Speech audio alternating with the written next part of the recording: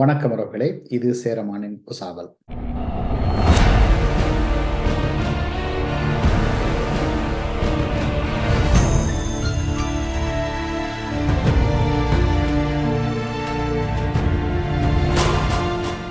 கடந்த 12ஆம் நாளன்று ஸ்ரீலங்கா அதிபர் ரணில் விக்ரமசிங்கவை 3 தமிழ் கட்சிகளின் பிரதிநிதிகள் சென்று சந்தித்திருக்கின்றார்கள். அந்த சந்திப்பின் தொடர்ச்சியாக சில செய்திகள் வெளிவந்திருக்கின்றன. இந்திய இலங்கை ஒப்பந்தத்தின் தொடர்ச்சியாக உருவாக்கப்பட்ட 13ஆம் திருத்தச் சட்டத்தை முழுமையாக அமல்படுத்துவதற்கு அல்லது அமல்படுத்தப் போவதாக தான் தேர்தலில் வென்றால் அமல்படுத்துவேன் என்று ரணில் விக்ரமசிங்க வாக்குறுதி வழங்கியிருப்பதாக செய்திகள் வெளியாகின்றன. உண்மையிலேயே இந்த வாக்குறுதி எவ்வளவு தூரம் நம்பகத்தன்மை வாய்ந்தது? இந்த 13ஆம் திருத்தச் சட்டத்தில் என்ன இருக்கின்றது? இதனால் தமிழ் மக்களுக்கு ஏதாவது பயன் உண்டா என்பதை பற்றிய ஒரு உசாவலாகவே இன்றைய நிகழ்ச்சியை நீங்கள் பார்க்கலாம். அதற்கு முன்னர் இந்த ரணில் விக்ரமசிங்கவை சந்தித்து திரும்பிய பிரதிநிதிகள் ஒருவர் திரோ இயக்கத்தை சேர்ந்தவர் என்ன கூறியிருக்கிறார் என்பதை முதலில் பார்ப்போம். சமஷ்டி முறையான ஒரு ஆட்சி முறைமையே எங்களுடைய இறுதி தீர்வு என்பதை தெளிவாக அவரிடம் கூறியிருக்கிறோம். தன்னுடைய அதிகார வரம்புக்கு தான் வெற்றி பெறும் பட்சத்திலே நிச்சயமாக உடனடியாக மாகாண சபைக்குரிய அதிகாரங்கள் அனைத்தையும் பகிர்ந்து அதனூடாக ஒரு நிலையான அதிகார பகிர்வை தான் ஏற்படுத்துவதாக உறுதிமொழி கூறியிருக்கிறார். சமஷ்டி தீர்வு சம்பந்தமாக உறுதியான பாராளுமன்றம் தேர்தல் முடிவடைந்த பின்னர், பாராளுமன்றம் ஏற்படுத்தப்பட்ட பின்னர் தான் அதை பற்றிய விடயங்களை முன்னெடுக்க முடியும் என்றும் தெரிவித்துள்ளார். எனவே மாகாண சபையிலிருந்து பறிக்கப்பட்ட அதிகாரங்கள் அனைத்தையும் மீள வழங்குவதாகவும் உறுதியளித்துள்ளார். அப்ப நீங்கள் இந்த கட்சியினுடைய பிரமுகர் தெரிவித்த கருத்தை பார்க்கும்போது ரணில் விக்ரமசிங்க முற்றுமுழுதாக மாகாண சபைகளை இயங்க விடப் போவதாகவும் 13ஆம் திருத்த சட்டத்தை முழுமையாக அமல்படுத்தப் போவதாகவும் சகல அதிகாரங்களையும் வழங்கப் போவதாகவும், அதாவது ஏற்கனவே எடுக்கப்பட்ட அதிகாரங்கள் திருப்பிக் கொடுக்கப் போவதாகவும் என்ற பாணியிலே சொல்லியிருக்கின்றார்கள். உண்மையில் இப்படியான ஒரு செய்தி வெளிவந்தால் தமிழ் மக்களுக்கு இந்த மாகாண சபை என்ன நிலைமை இருக்கின்றது என்பது தெளிவாக தெரியும். அதாவது 87ஆம் ஆண்டு இறுதியிலே இந்த 13ஆம் திருத்தச் சட்டம் ஜே.ஆர். ஜெயவர்தனவால் நாடாளுமன்றத்தில் நிறைவேற்றப்பட்டு அதன் தொடர்ச்சியாக மாகாண சபைகள் உருவாக்கப்பட்டன. அந்த மாகாண சபைகள் இயங்க முடியாமல், அதாவது தேசத்தின் குரல் பால அண்ணனின் வார்த்தைகள் சொல்வதென்று சொன்னால் அதிகார வறுமைக்குள் இயங்கி கடைசியில் திருவண்ணாமலைக்கும் கொழும்புக்கும் வரதராஜ பெருமாள் காவடி எடுக்கும் நிலைதான் இந்த மாகாண சபைகளை ஏற்படுத்தி கொடுத்தன. அப்புறம் இது கலைக்கப்பட்டது பிரேமதாசவால். அதன் பின்னர் 2007ஆம் ஆண்டு கிழக்கு மாகாண சபைக்கான தேர்தலை மஹிந்த ராஜபக்ச நடத்தி அதே பிள்ளையானை முதலமைச்சராக்கினார். ஆனால் சில காலத்திற்கு பின்னர் 2009ஆம் ஆண்டுக்கு பின்னர் பிள்ளையானை ஒரு இடத்தில் சொன்னார், இந்த ஒரு பியோன், அதாவது ஒரு அலுவலக உதவியாளருக்கு இருக்கின்ற அதிகாரம் கூட தன்னிடம், ஒரு முதலமைச்சர் என்ற வகையில தன்னிடம் இல்லை என்று. அதுக்கு பிறகு உங்களுக்கு தெரியும், 2013ஆம் ஆண்டு வடக்கு மாகாண சபைக்கான தேர்தல் நடந்தது. அதிலே சி விக்னேஸ்வரன் அவர்கள் முதலமைச்சர் ஆகினார். ஆனால் கடைசியில் அவரும் கூட இங்கே எதனையும் சாதிக்க முடியாத நிலையிலே இப்பொழுது ஒரு நாடாளுமன்ற உறுப்பினராக பதவி வகித்து வருகிறார். அதாவது ஒரு மாகாண சபை முதலமைச்சருடைய பதவியை விட ஒரு நாடாளுமன்ற உறுப்பினருடைய பதவி அதிகாரங்களை கொண்டது என்பதுதான் இங்கே சொல்லக்கூடிய விடயம். அதாவது இதே போன்றுதான் பிள்ளையானுடைய நிலைமை. அவரும் ஒரு பின்னர் மாகாண சபையில் அதை கைவிட்டுவிட்டு இன்று ஒரு நாடாளுமன்ற உறுப்பினராக அரசாங்கத்தில் அமைச்சராக, துணை அமைச்சராக இருக்கின்றார். அப்ப இந்த மாகாண சபைகளில் எதுவும் இல்லை என்பது நமது மக்களுக்கு தெரிந்த விடயம். ஆனால் முழுமையாக 13ஆம் திருத்தத்தை அமல்படுத்துவதாக யாராவது சொல்லிவிட்டால், அல்லது அமல்படுத்தப்பட வேண்டும் என்ற கோரிக்கை வெளிநாடுகளிலிருந்து எழுந்து விட்டால் நமது மக்கள் நினைப்பது என்ன? உடனடியாக 3 விடயங்களை நினைப்பார்கள். ஒன்று, வடக்கு கிழக்கு மாகாண சபைகள் இணைக்கப்படும். அப்போ ஒரு தமிழோட தாய கோட்பாடு பேணப்படும். இரண்டாவது, தமிழ் மக்கள் அந்த மாகாண சபைகளுக்கான காவல்துறை அதிகாரங்கள், போலீஸ் பவர்ஸ் கொடுக்கப்படும். மூன்றாவது, காணி அதிகாரம் கொடுக்கப்படும். அப்ப காணி அதிகாரம் கொடுக்கப்படும் என்றால் நாங்கள் என்ன நினைக்கின்றோம், எங்களுடைய தாயத்தில் நடக்கக்கூடிய சிங்கள குடியேற்றங்கள், தொல்பொருள் அகலாய்வு என்ற பெயரில் நடக்கின்ற பௌத்தமயப்படுத்தல் நடவடிக்கைகள், அதாவது திட்டமிட்ட பௌத்தமயப்படுத்தல் நடவடிக்கைகள், சைவ ஆலயங்களை கபலீகரம் செய்து பௌத்த கோவில்களாக மாற்றுவது போன்ற நடவடிக்கைகள் நிறுத்தப்படும். அத்தோடு காவல்துறை அதிகாரம் கிடைத்தால் தமிழக தாயத்தில் நடக்கக்கூடிய வன்முறைகள், குற்றச்செயல்கள், போதைப்பொருள் பாவனை, இவ்வாறு பல விடயங்களை கட்டுப்படுத்தலாம். அதுவும் ஆயுத குழுக்கள் ஆவா குழு வந்து இப்பவும் இருக்கின்றது.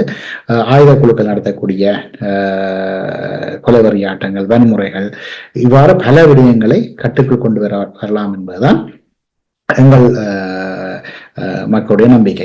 எனவே இந்த இடத்துல ரணில் விக்ரமசிங்க மாகாண சபைகளை மீண்டும் இயங்குவதற்கான அதிகாரங்களை கொடுக்க போகின்றேன், முழுமையாக இயங்க முழு அதிகாரத்தையும் கொடுக்க போகின்றேன் என்று சொன்னால் மக்கள் நினைப்பது என்ன? சரி, எங்களுக்கான ஒரு தீர்வு ஒன்று கிடைக்கப் போகின்றது என்பதுதான் மக்களுடைய நம்பிக்கையா இருக்கும். ஆனால் யதார்த்தம் அது இல்லை என்பதை இப்பொழுது நான் உங்களுக்கு ஆதாரபூர்வமாக காண்பிக்க போகின்றேன். அதில் முக்கியமாக ரணில் விக்ரமசிங்க சந்தித்த 3 கட்சிகளின் பிரதிநிதிகளிடமும் ஒரு ஆவணம் ஒன்றை கொடுத்திருந்தார். அந்த ஆவணம் எப்படியோ உங்கள் கைகளிடம் வந்து சேர்ந்திருக்கின்றது. அந்த ஆவணத்திலே அவர் என்ன சொல்லி இருக்கின்றார் என்பதை நான் இப்போது உங்களுக்கு சில முக்கியமான வகைகளை பகிர்ந்து கொள்ள இருக்கின்றேன். அத்தோடு ஸ்ரீலங்கா அரசியல் அமைப்பின் 13ஆம் திருத்த சட்டம் என்ன சொல்கின்றது என்பதை உங்களோடு நான் பகிரப் போகின்றேன். இதன் பின்னர் நீங்கள் முடிவெடுத்துக் கொள்ளலாம், இந்த ரணில் விக்ரமசிங்கவின் கொடுத்த வாக்குறுதி உண்மையானதா அல்லது அதிலே வந்து ஒரு குள்ள நரித்தனம் அல்லது தேசத்தின் பாலானையின் வார்த்தையில் சொன்னால் இதில் ஒரு பொறிக்கிடங்கு இருக்கின்றதா என்பதை நீங்கள் புரிந்து கொள்வீர்கள். சரி, முதல் கட்டமாக நம்மிடம் கிடைத்திருக்கின்ற ரணில் விக்ரமசிங்க 12ஆம் தேதி 3 தமிழ் கட்சிகளிடம் கொடுத்த அந்த ஆவணத்தை இப்பொழுது நாங்கள் பார்ப்போம். இப்ப இதுல நீங்க பார்த்தீங்கன்னு சொன்னால் அதுல சொல்லப்படுகிறது, முதலாவது சரத்து 1A, அது சொல்றது subject to B, full implementation of the powers under list 1 of the provincial councils. All powers retained by the center will be transferred to the provincial council. அதாவது அவர் சொல்கின்றார், இந்த ஆவணத்தில் தானதாக கொடுத்திருக்கிற இந்த ஆவணத்திலே சரத்து 1B விதிகளுக்கு உட்பட்டு 13ஆம் திருத்தத்தில் இருக்கின்ற பட்டியல் 1க்கு மாகாண சபைகளுக்கு என்னென்ன அதிகாரங்கள் அங்கே விதிந்துரைக்கப்பட்டிருக்கின்றனவோ அவற்றை அமல்படுத்துவதற்கான நடவடிக்கை எடுக்கப்படும். அத்தோடு மத்திய அரசின் கையில் இருக்கக்கூடிய அதாவது வைத்திருக்கின்ற அதிகாரங்களை மாகாண சபைகளுக்கு முழுமையாக வழங்குவோம், அதாவது அவர்களுக்கு பரிவர்த்தனை செய்வோம் என்று தெரிவித்திருக்கிறார்கள். சரி, இந்த சரத்து B 1B என்ன சொல்கின்றது? Police powers will require further discussion and agreement in the new parliament. அதாவது காவல்துறை அதிகாரம் பற்றி மேலதிக விவாதங்கள், கலந்தாய்வுகள் நடத்தப்பட வேண்டும். அதன் பின் ஒரு ஒருமைப்பாடு ஏற்பட வேண்டும் புதிய பாராளுமன்றத்தில். அதாவது இந்த ஜனாதிபதி தேர்தலிலே ரணில் விக்ரமசிங்க வெற்றி பெற்று பின்னர் நாடாளுமன்ற தேர்தல் நடத்தப்பட்டு அந்த தேர்தலிலே உருவாகின்ற அரசாங்கம், அந்த தேர்தலின் விளைவாக உருவாகின்ற பாராளுமன்றத்திலே இவை பற்றி விவாதிக்கப்பட்டுத்தான் காவல்துறை அதிகாரங்கள் பகிர்ந்தளிப்பதா இல்லையா, எப்படி பகிர்வது, பகிராமல் விடுவதா என்ற முடிவு எடுக்கப்படும் என்று சொன்னால் இங்கேயே முதலாவது விடயம் அப்படியே தகர்த்தெறியப்பட்டு விட்டது. அதாவது தமிழக தாயத்தில் நிகழக்கூடிய குற்றச் செயல்கள் இவையெல்லாம் வந்து ஒரு வகையிலே ஸ்ரீலங்கா பாதுகாப்பு படைகள், அது காவல்துறை உட்பட, காவல்படை உட்பட அவர்களின் பின்னணி தான் நடந்து கொண்டிருக்கின்றது. அப்ப இந்த காவல்துறை அதிகாரங்களை தமிழ் மக்களுக்கு வழங்குவதற்கு கூட ஒரு தயாராக. அதுல இன்னொரு விடயம் இருக்கிறது. இந்த காவல்துறை அதிகாரம் என்று இவர்கள் 13ஆம் திருத்தத்தில் உள்ளடக்கின்ற விடயம் கூட உண்மையிலேயே அது ஒரு மாரீச மாயமான். அதாவது ராமாயணத்திலே சொல்வார்கள், மாயமான் ஒன்றை அனுப்பித்தான் ராமனை அவருடைய அந்த பாதுகாப்பு இடத்திலிருந்து வெளியேற்றினார்கள். அந்த மாரீச மாயமான் போன்ற ஒரு மாயமான் தான் இந்த காவல்துறை அதிகாரம் என்று சொல்லப்படுகின்ற விடயம் என்பதை நான் அடுத்த கட்டமாக உங்களுக்கு விளங்கப்படுத்துகிறேன். ஆனால் அடுத்ததாக அவர்கள் இன்னொரு விடயத்தையும் இங்கே தெரிவிக்கின்றார்கள். அதனையும் இப்போது நான் உங்களுக்கு வாசித்து காட்டுகின்றேன். இதுல நீங்க பாத்தீங்கன்னா என்றால் அதுல எழுதப்பட்டிருக்கின்றது சி, அதாவது 1C, Sarath 1Cல list 3 functions approved by the party leaders will be assigned to the provincial council. அப்ப இதுல list 3 என்று சொல்லி ஒன்றும் இருக்குது. அதாவது 13ஆம் திருத்தத்திலே அந்த அதிகாரங்களும் பார்ட்டி லீடர்ஸ், கட்சி தலைவர்கள் ஒப்புதல் அளித்தால் அதன் பின்னர் மாகாண சபைகளுக்கு அவை பரிவர்த்தனை செய்யப்படும் அல்லது ஒதுக்கப்படும் என்று சொல்கின்றார்கள்.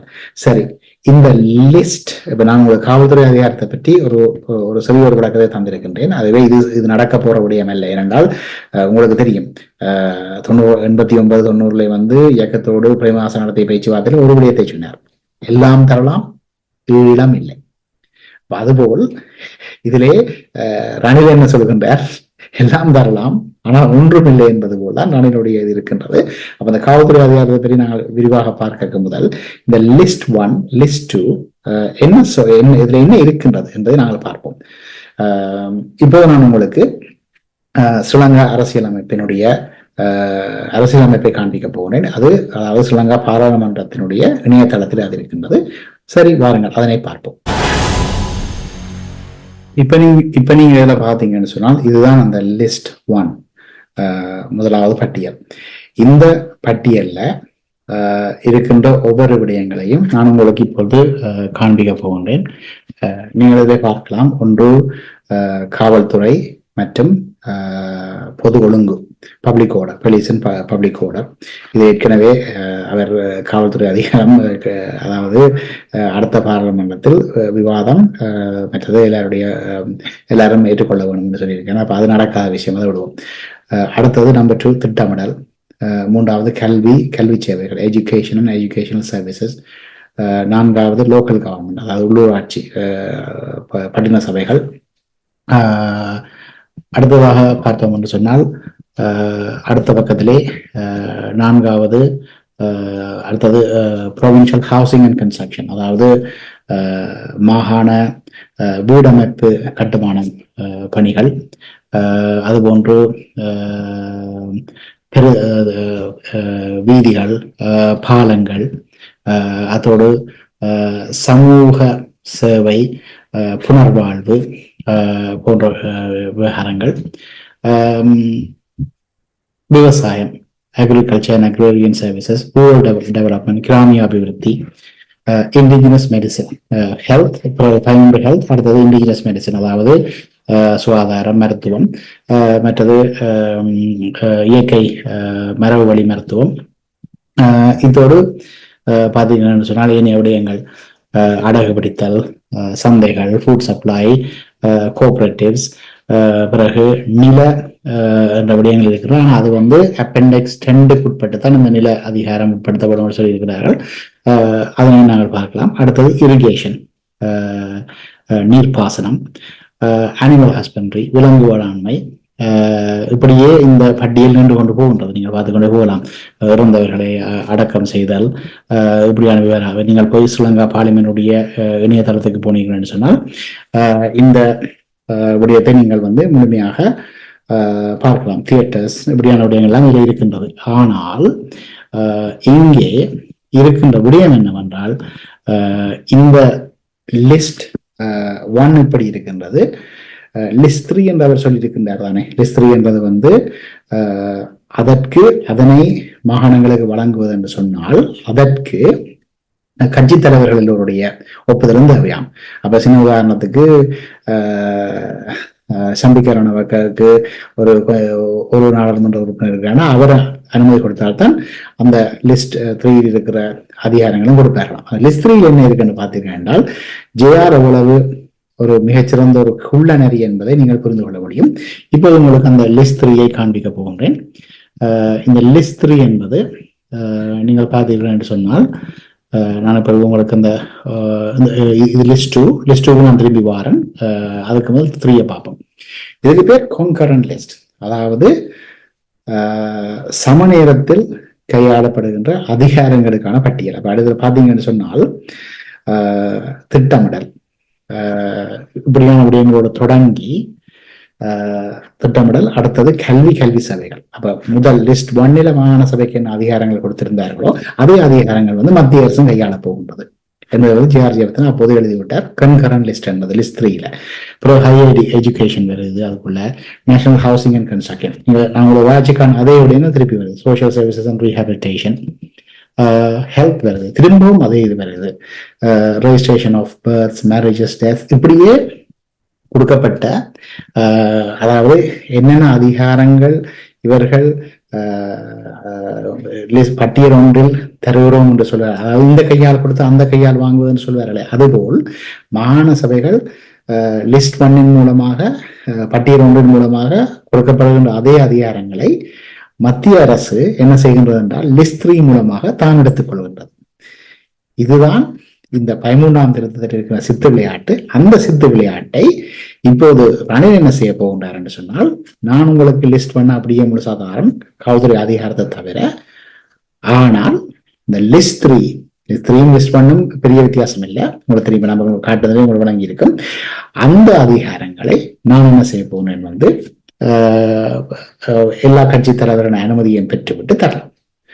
அப்ப அதுக்கு முதல் நான் உங்களுக்கு லிஸ்ட் 2 காட்டுறேன். லிஸ்ட் 2ல என்ன அதிகாரம் சொல்லுவாங்க மத்திய அரசாங்கத்துக்கு இருக்கின்றது, அதாவது ரிசர்வ் லிஸ்ட் அதுக்கு பேர். இதுல பாத்தீங்கன்னா தெரியும் ரிசர்வ் லிஸ்ட் எழுதி இருக்கு. இந்த ரிசர்வ் லிஸ்ட்ல தேசிய பாதுகாப்பு, தேசிய மற்றது உள்ளக பாதுகாப்பு, இதிலே சட்டம் ஒழுங்கு கூட வருகின்றது. தன்னுடைய ரிசர்வ், அதாவது மத்திய அரசாங்கத்துக்குரிய அதிகாரம் என்று சொல்லும் போது சட்டம் ஒழுங்கு அவர்களுடைய வருகின்றது. இந்த வகையிலே இராணுவம், ஆயுதப்படைகள்,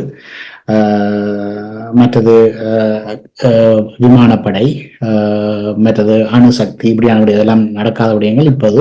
ஆனால் மற்றது கிரிமினல் சிஐடி இப்படியான விடயங்கள் எல்லாம் மத்திய அரசுக்கு கீழே தான் இது வருகிறது.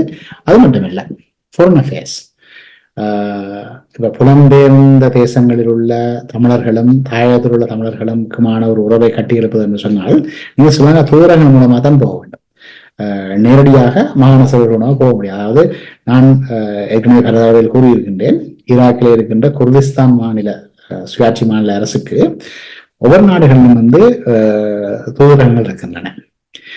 அவர்கள் தங்களுக்கு வெளியுறவு அமைச்சே வைத்திருக்கின்றார்கள். ஆனால் தமிழர்களுக்கு அந்த அதிகாரம் எல்லாம் கிடையாது. அதாவது தொலைத்தொடர்பு, தபால் தொலைத்தொடர்பு, நீதிமன்றங்கள், இப்படி பல விடயங்களை முற்று முழுதாக மத்திய அரசுக்கு கீழே தான் எல்லா விடயத்தையும் இந்த லிஸ்ட் கொண்டு வந்திருக்கு. இப்ப இதுல இருந்து என்னத்தை புரிஞ்சு கொள்ளக்கூடியதா இருக்கின்றது. அதாவது ரணில் விக்ரமசிங்க 13ஆம் திருத்த சட்டத்தை முழுமையாக அமல்படுத்த போகின்றேன், காவல்துறை அதிகாரம் தவிர்ந்த விடயத்தை அதை பாராளுமன்றத்தின் அனுமதியோடு செய்யலாம், ஆனால் மிச்ச விடயங்களை அமல்படுத்த போகிறேன் என்று சொல்லி போட்டு அதுக்கு அடுத்த விஷயத்தை கொண்டு வந்து விட்டிருக்கிறார், கட்சி தலைவர்களை அனுமதி வேணும். அப்ப ஒட்டு மொத்தத்துல இந்த மாகாண சபைகள் பழைய குருடி கதவை திறவடின்னு சொல்லியிருந்தானே, அதே பல்லவி படிதான் ரணில் திருப்பி ஆட்சிக்கு வந்த பிறகு இயங்க போகின்றது. இதுதான் அந்த யதார்த்தம். அடுத்ததாக இன்னொரு விடயத்தை நான் உங்களுக்கு குறிப்பிட்டிருந்தேன், இந்த காவல்துறை அதிகாரம். எல்லோரும் பேசிக் கொண்டிருக்கின்ற விடயம் என்னென்றால் காவல்துறை அதிகாரம் கிடைச்சுவிடா நல்லதானே, எங்களுக்கு ஒரு காவல்துறை இருக்கும் தானே, எங்களோட கட்டுப்பாடுல இருக்கும் தானே. எனக்கு நல்ல ஞாபகம் இருக்கு, சில வருடங்களுக்கு முன்னர் தமிழ்நாட்டில் இருக்கின்ற ஒரு அரசியல்வாதி சொன்னார், தான் தமிழ்நாட்டின் முதலமைச்சர் ஆகிவிட்டால் தன் தமிழ்நாட்டு காவல்துறையை ஈழத்துக்கு அனுப்பி தனிநாடு அமைப்பேன் என்று யோசிச்சு பாருங்க. 303 வச்சுக்கொண்டு அவர் தமிழினம் உருவாக்கி தரப்போயும். சரி, அதை விடுவோம். எங்கடையாக்களுக்குள்ள ஒரு கருத்து இருக்கு. சில வேலை எங்கட காவல்துறை வேண்டும் வந்தால் காவல்துறைக்கு துவக்கி இருக்கும். சில விஷயம் துவக்கில் அடைஞ்சது கொட்டாந்தடியாக பாவிக்கிற அதிகாரம் இல்லாமல் இருக்கும் என்று ஒரு சிறுபிள்ளைத்தனமான கருத்துக்கள் எங்கள் மக்கள் மத்தியிலே இருக்கின்றது. நான் இப்போது உங்களுக்கு ஒரு விடயத்தை காண்பிக்க போகிறேன். இந்த காவல்துறை அதிகாரம் என்பதே அது ஒரு மாறி சமாயமான் என்ற விடயத்தை இப்போது நான் உங்களுக்கு காண்பிக்க போகிறேன். திரும்பவும் உங்களுக்கு சிலங்க அரசியலமைப்புடைய அந்த பகுதிக்கு எடுத்து செல்கிறேன். வாருங்கள் பார்ப்போம். இப்போ நீங்கள் பார்த்தீங்கன்னா எழுதியிருக்கு லோ அண்ட் ஆர்டர் அப்பெண்டிக்ஸ் 1 என்று சொல்லி அந்த லிஸ்ட் ஒன்று கீழே இருக்கிற ஒரு அப்பெண்டிக்ஸ் 1. இதில் தான் அந்த லோ அண்ட் ஆர்டர் காவல்துறை அதிகாரத்தை பற்றி ஸ்ரீலங்கா கான்ஸ்டிடியூஷன் சொல்லுது. அது சொல்லுது subjective word shall be described as follows: public order and the exercise of police powers as set out in appendix within the province, but not including national defense, national security, and the use of any armed forces or any other forces under the control of the government of Sri Lanka in aid of the civil power. அதாவது பொது ஒழுங்கு public order என்ற வகையிலும் காவல்துறை அதிகாரங்களை கையாளுவதன் அடிப்படையிலும் இதிலே எந்த அதிகாரங்கள் இல்லை என்று சொன்னால், அதாவது காவல்துறை அதிகாரங்கள் வழங்கப்படும் இருந்தால் என்ன இல்லை என்று சொன்னால், தேசிய பாதுகாப்பு இல்லை, தேசிய செக்யூரிட்டி என்று சொல்லும் பொழுது ஏனையுடைய, அதாவது புலனாய்வுத்துறை அப்படியான விடயங்கள் உள்ளடக்கப்பட மாட்டாது. எனவே இப்படியான அதிகாரங்களை மாகாண சபை பிறப்பிக்க முடியாது. அடுத்தது ஆயுதப்படைகளோ அல்லது வேறு ஏதாவது படைகளோ அரசாங்கத்திற்கு பாதுகாப்பு வழங்குகின்ற ஏதாவது படை, அதாவது இதுல இந்த எனி அதர் ஃபோர்ஸ் என்று சொல்லப்படுகின்றது ஒரு வெளிநாட்டு படைகள் வந்திருந்தாலும் அந்த அரசாங்கத்தின் கட்டுப்பாடுகள் அதை இயங்கினால் அதையும் குறிப்பிடலாம். அல்லது இந்த கூலிப்படைகள் என்று சொல்வார்கள், மர்சனரிஸ் என்று சொல்லி அதுவும் உள்ளடங்கலாம். இந்த பாராமிலிட்ரிஸ் என்று சொல்வார்களான ஒட்டுக்குழுக்கள் அல்லது ஒட்டுப்படைகள் என்று இபிடிபி, கர்நாகுழு, பிள்ளையான் குழு, இந்த ஒட்டுப்படைகள் இப்படியானவை கூட அதாவது இந்த விடயங்கள் எல்லாம் மத்திய அரசுக்கு கீழே தான் இருக்கு. அதாவது நீங்க பாத்தீங்கன்னு சொன்னால் அமெரிக்காவினுடைய அரசியலமைப்பு படி ஒவ்வொரு மாநில ஆளுநர்களும் மிலிஷியஸை உருவாக்கலாம், அதாவது ஆயுத படை கட்டுமானங்களை உருவாக்கலாம். அப்படின்னு சொன்னால் ஒரு தற்காலிக ஒழுங்கில் அந்த மாநிலத்தில் ஒரு பிரச்சனை ஏற்பட்டு விட்டால், அந்த ஸ்டேட்ல ஒரு பிரச்சனைனா அதுக்காக மிலிஷியாஸை உருவாக்கலாம். ஆனால் நீங்கள் மிலிஷியாஸை கூட உருவாக்க முடியாது என்று சொன்னால் இவர்கள் என்ன சொல்கின்றார்கள், அதாவது வேறு ஏதாவது அரசுக்கு ஆதரவாக ஒரு ஆயுத குழு இருந்தால் அது காவல்துறையின் அதிகாரத்துக்கு வராது. உதாரணமாக ஆவா குழு ஒரு ஆயுத குழு, சரிதானே, குற்றச்செயல்கள் ஈடுபட்ட குழு. இப்படியான விடயங்கள் எல்லாம் மத்திய அரசு தான் கையாள போகும். அப்ப காவல்துறை அதிகாரம் வழங்கப்பட்டாலும் இதுதான் அதில் இருக்கிற பிரச்சனை. அதில் இன்னொரு விடயத்தையும் கவனித்துக் கொள்வோம். என்னன்னு சொன்னால்,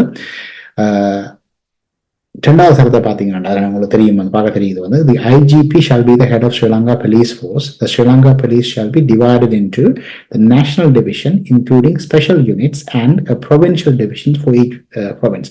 அதாவது ஸ்ரீலங்காவினுடைய காவல்துறை மாதிபரின் கீழ் தான் ஸ்ரீலங்கா காவல்துறை இயங்கும். அந்த ஸ்ரீலங்கா காவல்துறை 2 பிரிவுகளாக இயங்கும். ஒன்று தேசிய பிரிவு, மற்றது மாநில பிரிவு அல்லது மாகாண பிரிவு. ஒவ்வொரு மாகாணங்களுக்கான ஒரு பிரிவு.